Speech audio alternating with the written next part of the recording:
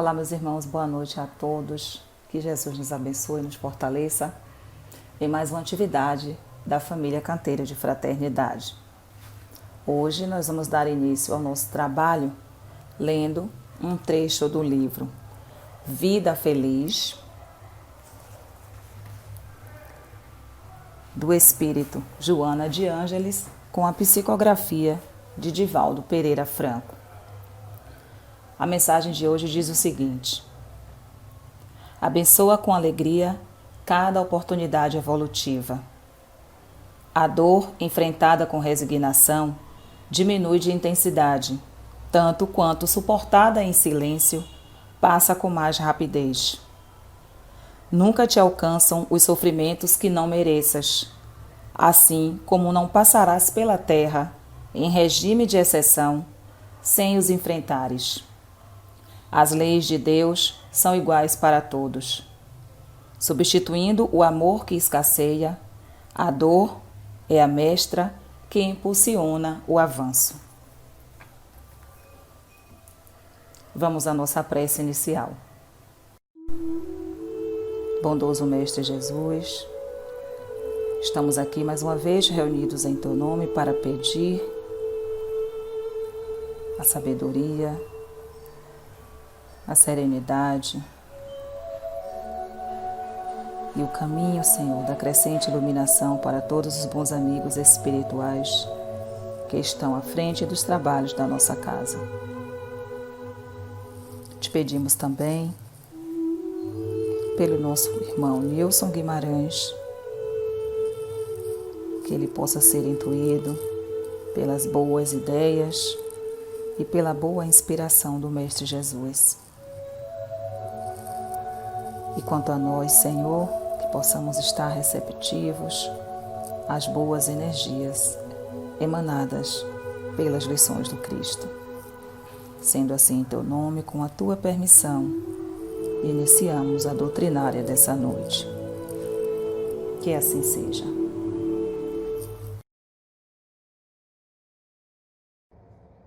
Boa noite, meus queridos. É com muito prazer, com imensa satisfação, que damos continuidade às palestras do nosso canteiro de fraternidade.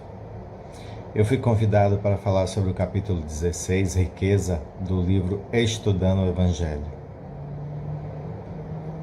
O capítulo, ele traz uma grande lição acerca da riqueza. Nós sabemos, dito pelos nossos irmãos, e tem uma passagem na Bíblia onde diz: é mais fácil passar um camelo pelo fundo de uma agulha do que o rico entrar no reino dos céus. Então vejam vocês que já havia uma advertência muito grande acerca do uso inadequado da riqueza. Primeiro eu quero dizer para vocês, meus irmãos, que a única coisa que verdadeiramente nos pertence é o nosso espírito. Todas as outras coisas são empréstimos de Deus para que possamos estar cada vez mais nos depurando para chegarmos à fase, ao patamar de espíritos elevados, assim como o nosso querido Mestre Jesus. E neste capítulo, os nossos irmãos espirituais, eles trazem um alerta muito grande sobre o uso inadequado das riquezas. Na verdade, primeiramente, eles dizem que a riqueza, ela é neutra. Ela nem é boa e nem tampouco ela é ruim. O que vai fazer com que ela seja boa ou ruim vai ser o uso que daremos para ela, a destinação. A riqueza, a partir do momento em que nós sabemos utilizá-la, que a gente emprega para benefício moral, para benefício do coletivo, ela com certeza será benéfica. O que nós vemos, meus queridos, é que infelizmente algumas pessoas elas adquirem a riqueza de forma ilícita, ou mesmo que de uma forma honesta, através do seu trabalho, através de uma herança, a gente também às vezes faz mau uso desta riqueza. Nós temos que perceber que para viver e viver bem, a gente não precisa de muito. Claro, seria uma hipocrisia minha dizer que nós não gostamos de ter um pouco de conforto. E isso não é errado.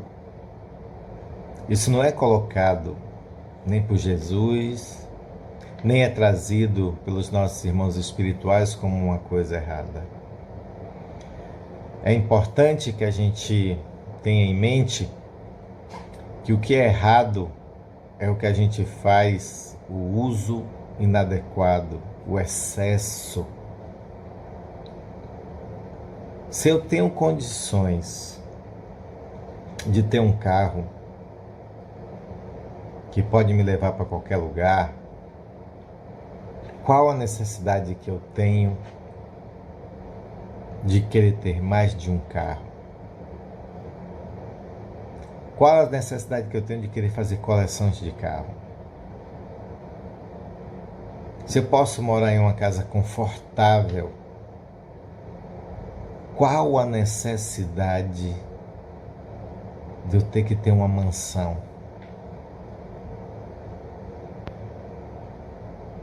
Eu poderia até ter mais de um carro, ter uma mansão, mas desde quando eu procuro utilizar melhor a riqueza em auxílio do meu próximo? Imaginem vocês se alegra a Deus. A gente está vivendo na opulência, enquanto vários de nossos irmãos não têm nem o que comer, nem onde morar. Eu, nesse momento, me encontro ainda em uma outra cidade. E uma coisa que me chocou muito, no fim de semana, no domingo, que eu não estava trabalhando, eu fui fazer uma visita ao centro dessa cidade. E cenas muito fortes que me chocaram, ver várias pessoas dormindo no chão, várias pessoas sem uma perspectiva de vida. Tinha uma fila enorme em frente a uma catedral e eu, a princípio, pensei que aquela fila seria para entrar para a visitação. Aí depois eu percebi que, na verdade, existia uma organização não governamental, voluntários que estavam doando as marmitas de alimento. Era uma fila enorme. E eu percebi que muita gente já tinha passado por aquela fila, estava nos jardins ainda, alguns se alimentando, mas era muita gente. E aí eu fiquei me perguntando, como pode o ser humano se sentir feliz na opulência? Quantos às vezes gastam milhões em um iate, em um carro de luxo, numa mansão, e ainda assim continuam com a riqueza exorbitante e que poderiam usar desse excesso, desse supérfluo, para ajudar tantos outros irmãos? É sabido que a riqueza do mundo ela está depositada na mão de poucos. E que eles não necessitam verdadeiramente de toda essa riqueza, nem para eles, nem para seus familiares, para viver. Então imaginem vocês se essas pessoas tivessem um pouco de consciência que a verdadeira riqueza é a riqueza espiritual. E que essa riqueza só se adquire através da benevolência, da caridade. A partir do momento que a gente se coloca no lugar do outro, a partir do momento que a gente compreende que todos nós fazemos parte da grande família universal, que somos todos irmãos e que como irmãos devemos ajudar uns aos outros. Nesse momento de pandemia, nós estamos vendo, infelizmente, uma guerra política, onde as pessoas não estão, os governantes não estão verdadeiramente preocupados com a saúde do povo. Precisamos parar, respirar e analisar o que é que verdadeiramente me faz feliz. O que é que faz com que meu Pai, o nosso Criador, esteja feliz? Será que Deus está feliz quando a gente gasta o supérfluo, enquanto tantos outros irmãos não têm o que comer, não têm o que vestir, não têm um teto? Será que foi para isso que Deus nos deu inteligência?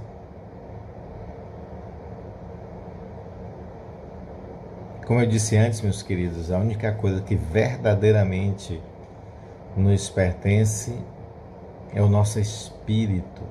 Todas as outras coisas são acréscimos, são empréstimos. E aí eu vou mais além. E aí eu pergunto a vocês: quem vocês conhecem,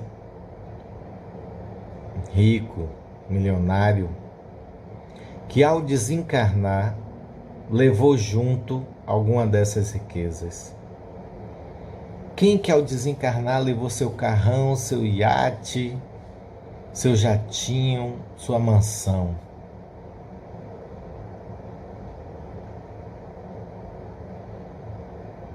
Ninguém. A gente não entra no mundo espiritual com nada dessas coisas. A gente entra no mundo espiritual apenas com aquela bagagem que é adquirida através de tudo que nós fazemos de bom ou de ruim. Então, como disse na leitura, a riqueza ela é neutra. Agora, o uso que fazemos dela é que verdadeiramente vai nos conduzir a uma condição de ricos ou pobres espiritualmente. Eu costumo sempre brincar com alguns colegas quando eles chegam e dizem: você é o primo rico. E aí, porque graças a Deus, né, eu tenho um bom emprego, e eu digo a eles: sim, eu sou rico, mas não da forma que vocês estão pensando, que vocês estão falando. Eu sou rico das graças de Deus. E eu não sou nenhum milionário ainda, porque eu sei que eu ainda tenho que adquirir, angariar muita tanta riqueza espiritual. Eu sei que todo o meu esforço, todo o meu trabalho ainda é pouco. Eu procuro ser um bom filho, eu procuro ser um bom irmão, eu procuro ser um bom colega de trabalho, um bom amigo. Mas eu sei que ainda preciso fazer muito mais. Eu ainda possuo muitas falhas.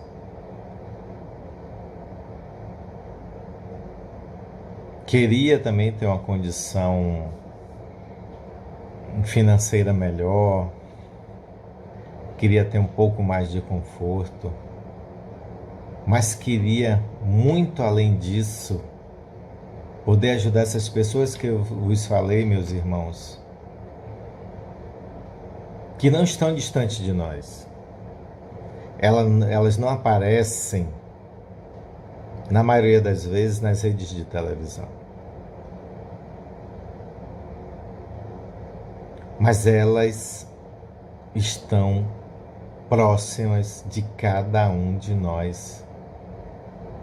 Infelizmente, para alguns de nós, essas pessoas parecem que são invisíveis.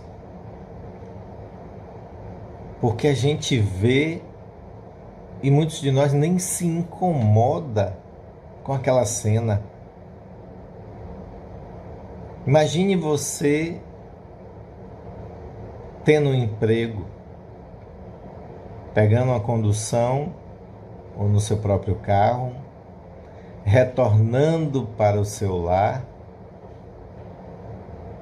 e você passa, vê aquelas pessoas, muitas delas dormindo ao relento, algumas com um pedaço de papelão apenas a cobrir o corpo.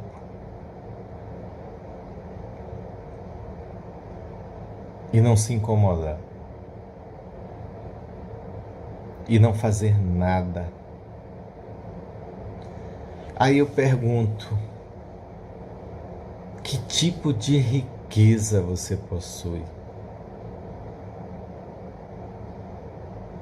O nosso querido Mestre Jesus, ele chegou para a gente e disse que quando a gente alimenta, quando a gente dá de vestir, quando a gente acolhe uma dessas pessoas, é a Ele que nós estamos fazendo.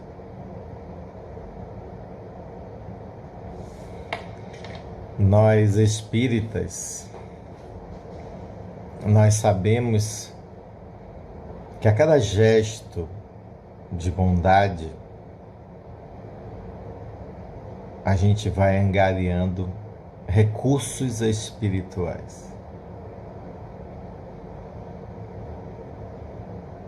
Mas o mais importante é a gente ter a compreensão de que esses recursos são mais valiosos quando nós fazemos sem intenção de angariá-las. Nós fazemos porque entendemos que é o certo. A gente compreende que não podemos estar verdadeiramente felizes quando ainda tem tantos irmãos passando necessidade.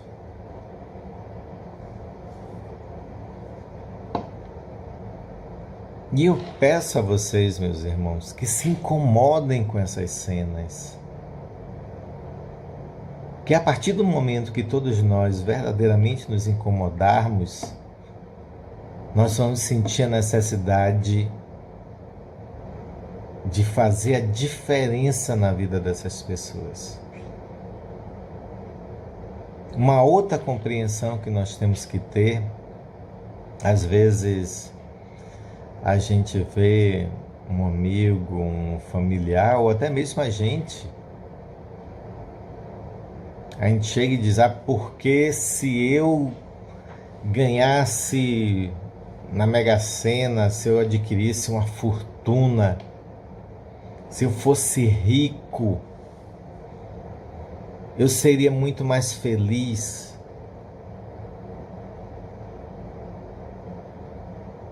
essa felicidade também depende da forma como você emprega essa riqueza. Porque existem muitos ricos de bens materiais que são tão pobres espiritualmente.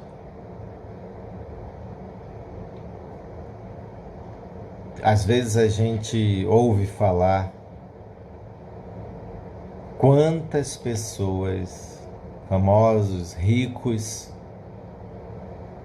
tristes, depressivos, alguns que acabam atentando contra a própria vida, porque aquela riqueza acaba sendo um fardo pesado, porque muitos deles não estão preparados para terem aquela riqueza, porque é uma prova muito grande. Muitos deles estão tristes porque as pessoas que estão ao seu lado não estão por amor. Quantas pessoas que eram ricas e aí perdem suas fortunas e são abandonados pelos falsos amigos. Porque o interesse não era naquela pessoa, não era o bem-estar de você sentir querido na presença da família, de amigos, mas era simplesmente pelos bens, por todas as coisas que aquela riqueza proporcionava para elas. Vejam vocês que felicidade ela não está atrelada ao quanto você tem, mas ao quanto que você é, ao quanto que você é benevolente, ao tanto que você é querido verdadeiramente, ao tanto de pessoas que você conseguiu levar um sorriso, um acalento, uma palavra amiga. A quantas pessoas que você ajudou. Eu me recordo de várias situações em que eu não dei nada material. Eu dei auxílio espiritual. E o quanto essas pessoas me foram gratas. E melhor ainda, o quanto de riqueza eu adquiri através de suas orações. Quantos livramentos por conta das orações dessas pessoas.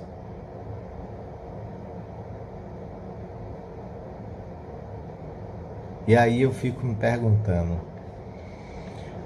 se eu fosse rico e ao meu redor só tivessem pessoas interesseiras e que em nenhum momento fossem gratas, que em nenhum momento orassem por mim,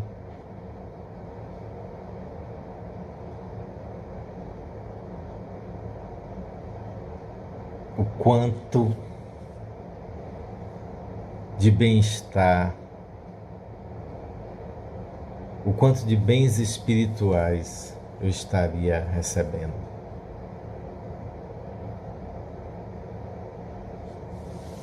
Meus queridos, a gente sempre fala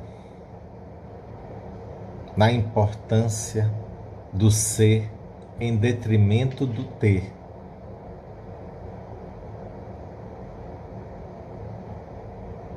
Não adianta você ter tantos bens materiais e não ser feliz. Outra coisa que tem que ter em mente, que a verdadeira pátria não é esta. A verdadeira pátria, o verdadeiro lar é o espiritual. Que bagagem, que riqueza nós estamos verdadeiramente acumulando para quando a gente fizer a passagem. Quando você chegar no mundo espiritual, você não pode dizer: ah, mas eu tinha um carrão, eu tinha uma mansão, eu tinha iate, eu tinha jatinho, eu tinha vários títulos, porque nada disso importa.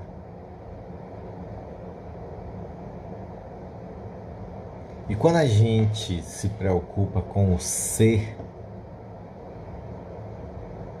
acreditem, as pessoas que já passaram por esse processo de encarnação e que se preocuparam com o ser, com certeza, quando chegaram na verdadeira pátria espiritual, devem ter tomado um susto muito grande, com toda a riqueza que eles não tinham noção que tinham acumulado. Porque quando a gente se preocupa com o ser, a gente não conta quantas cédulas nós temos, quantos bens materiais nós possuímos, quantas joias. A gente simplesmente é. A gente é bondoso, a gente é caridoso, a gente é amigo, a gente é aquela pessoa que se preocupa com o outro, que se incomoda com o bem-estar, com a dor do outro. Sem empatia.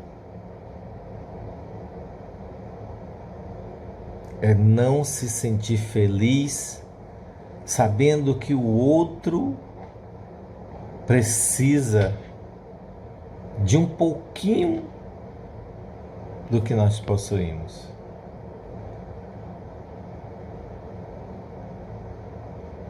Todos os anos, quando chega no final do ano, e eu acredito, eu tenho certeza, que ao chegar ao final desse ano, nós estaremos pedindo a Deus que o ano que vem seja um ano melhor. E aí eu pergunto, como é que ele vai ser melhor se nós não estamos trabalhando para que isso aconteça?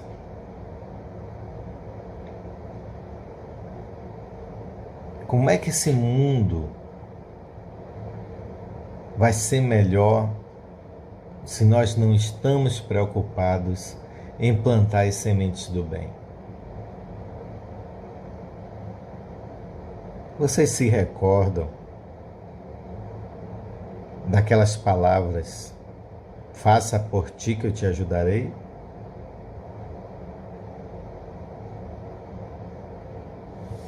Vocês com certeza já ouviram falar que a gente só colhe aquilo que a gente planta. E vocês já pararam para pensar o que é que estamos plantando? Porque com certeza nós vamos colher. Mas que sementes nós escolhemos? Que terreno nós plantamos essas sementes? E mais importante, estamos cuidando dessas sementes para que elas verdadeiramente possam germinar e dar frutos?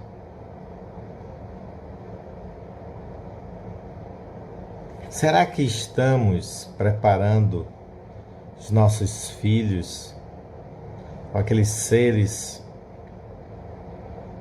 que estão como empréstimos, que estão na tutela de cada um de nós?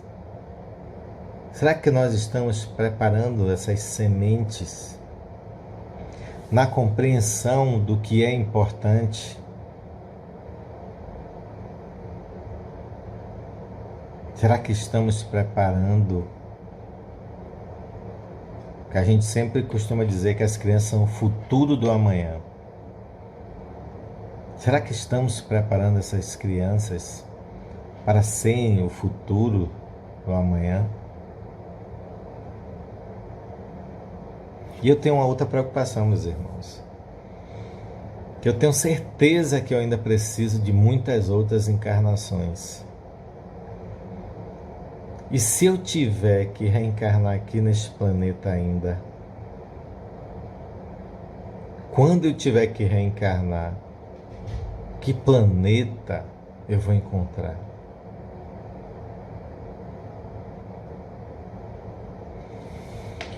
Vocês têm visto as matérias que nós estamos tocando fogo nas florestas. Nós estamos poluindo os rios. Vocês sabem o que isso significa? A partir do momento que a gente queima as nossas florestas, nós estamos queimando o nosso futuro. Nós estamos perdendo oxigênio. Nós estamos transformando o solo fértil num solo infértil. O que é que nós vamos plantar? O que é que nós vamos colher? Através dos muitos agrotóxicos, nós estamos matando as abelhas. Grandes polinizadoras, fazendo com que verdadeiramente tenhamos mais plantas, flores, oxigênio. Estamos poluindo os rios. Da onde é que vem a água que nós bebemos? A água que tira as impurezas do nosso corpo.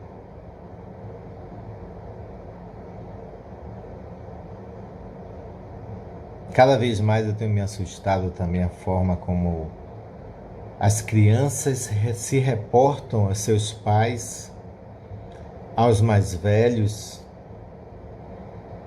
E aí eu paro e penso, bom, se essa criança não aprendeu a respeitar seus pais, a seus avós, quem é que elas vão respeitar? Que tipo de riqueza nós estamos acumulando nos nossos lares? Porque a gente ouve muito, e isso me incomoda porque eu percebo muitas vezes que é da boca para fora. Ah, meu filho é a minha maior riqueza.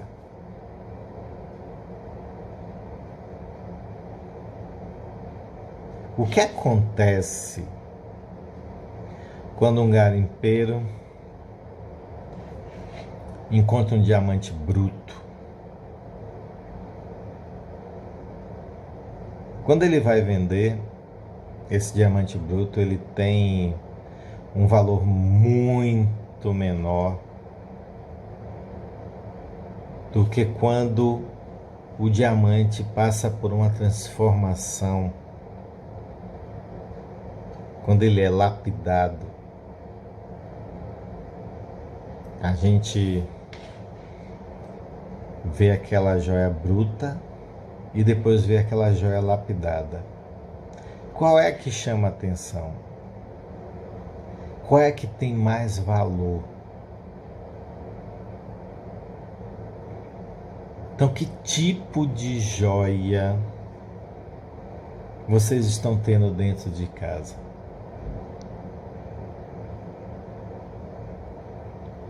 Se a gente perguntar para várias pessoas. Qual o seu bem maior? Qual a sua riqueza? Nós vamos ouvir, eu acredito que quase uma unanimidade, de que a maior riqueza que possui é a família.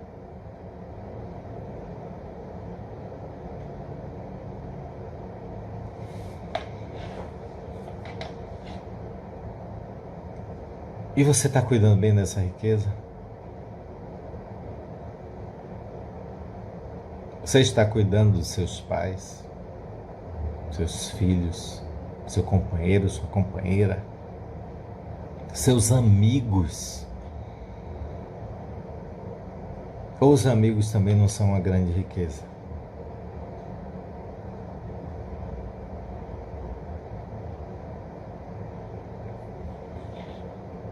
Ou será que a verdadeira riqueza são cédulas, são moedas, são joias?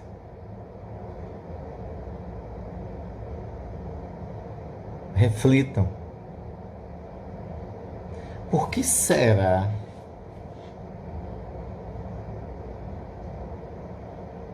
que os irmãos colocaram logo abaixo do título deste capítulo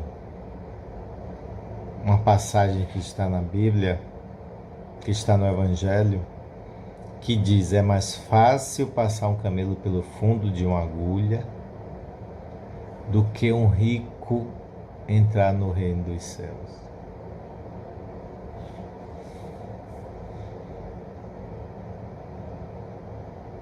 Pensem um pouquinho.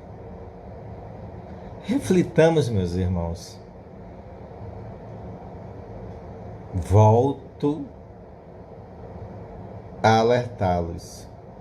Alguém aqui já viu, quem já foi a algum enterro, algum caixão com gaveta? Alguém já viu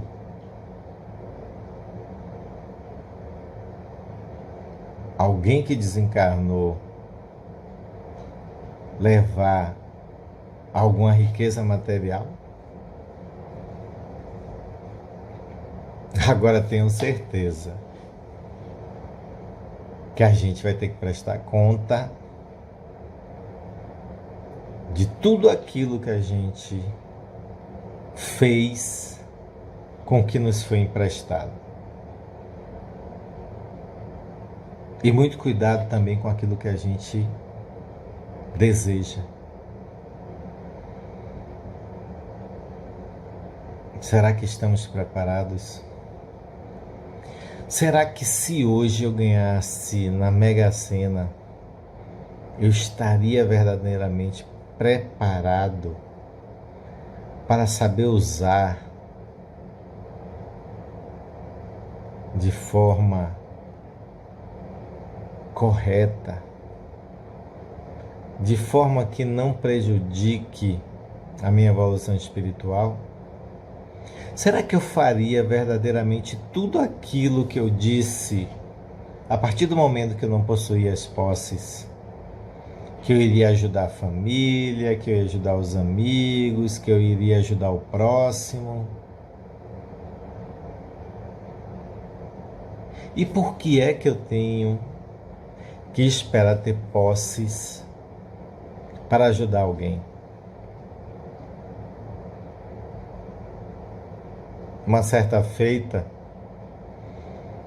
eu cheguei para as pessoas, uma palestra, não me recordo agora em que ano, nem quando, nem o título, mas eu mostrei para elas as várias formas que nós temos de ajudar o próximo sem precisar de nenhum bem material.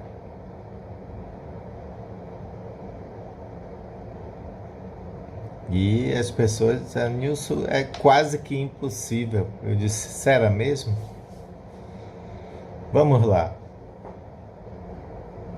Quantas pessoas que estão doentes, muitas vezes desenganadas, e que não foi o dinheiro que salvou, foram as preces. Quantas vezes alguém estava pensando em tirar a própria vida e não foi o dinheiro, não foi nenhum bem material que fez com que ela desistisse desse intento, mas foi uma palavra amiga, foi um abraço, foi aquela pessoa que emprestou o seu ouvido, que emprestou o seu ombro, que estava em comunhão com Deus e ouviu e replicou as palavras que foram trazidas pelos queridos amigos espirituais.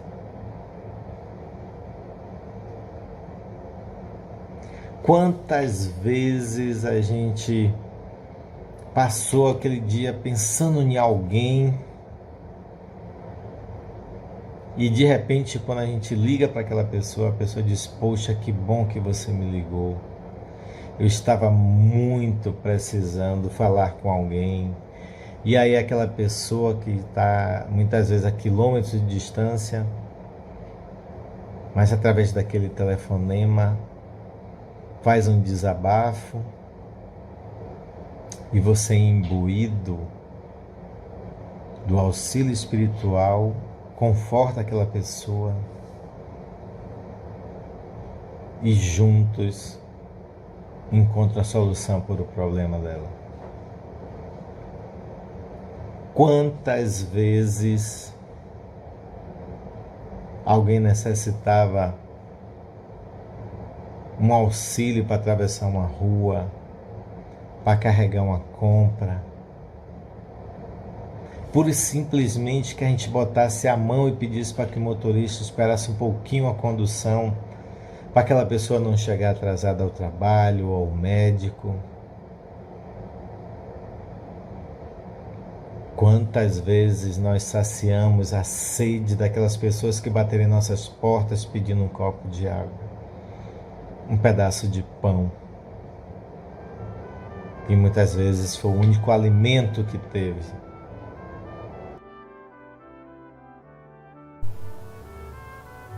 E para concluir a nossa atividade, esse é o momento de agradecer ao Mestre Jesus pela oportunidade de mais uma vez estar em contato com as tuas lições. Vamos fazer a prece final. Amigo Mestre Jesus, agradecidos e felizes estamos por mais uma noite de trabalho, juntamente com a família do Canteiro de Fraternidade.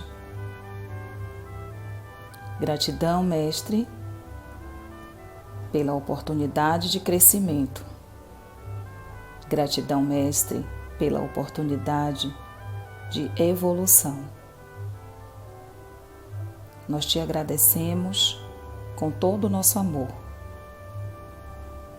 Sendo assim, em teu nome, com a tua permissão, nós damos por encerrada a atividade doutrinária dessa noite.